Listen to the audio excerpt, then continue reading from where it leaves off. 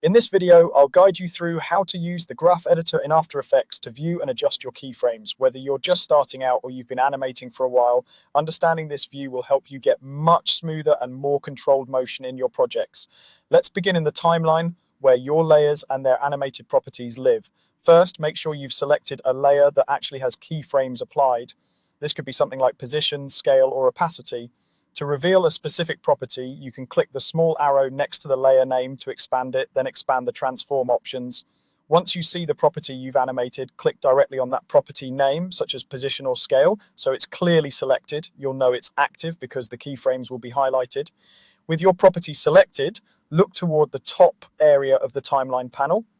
Up there, you'll find a small button that opens the graph editor. It looks like a tiny graph icon, usually sitting near the center or right side of the timeline controls, depending on your layout.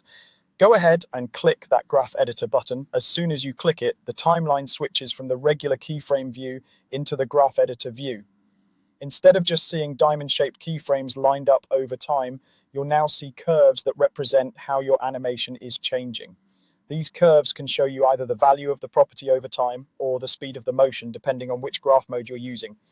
For example, if you're working with position, the value graph will show you how the layer's position numbers change over time, usually as smooth or angled curves. If you're looking at the speed graph, you'll see peaks and valleys that represent how fast or slow the motion is between each keyframe. Steeper peaks usually mean faster movement, while flatter areas mean slower, more gradual motion. Take a moment to scrub through your timeline while in the graph editor. You'll see the current time indicator. Move along the curves, which helps you visually connect what's happening in the graph to what you're seeing in the composition panel. This is one of the biggest advantages of the graph editor. It makes timing and easing much easier to understand at a glance. You can also zoom in and out using the scroll wheel or the zoom controls around the graph editor to focus on specific sections of your animation.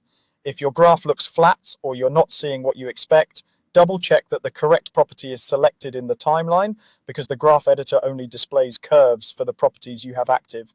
Once you've taken a look at your curves and you're ready to go back to the standard keyframe view, simply return to that same graph editor button at the top of the timeline panel, click it again, and the timeline will switch back to the familiar layout with rows of keyframes and no curves. Use this toggle as often as you like. You might set your basic keyframes in the normal view, then hop into the graph editor to refine the motion, and then switch back again to continue working on other parts of your project.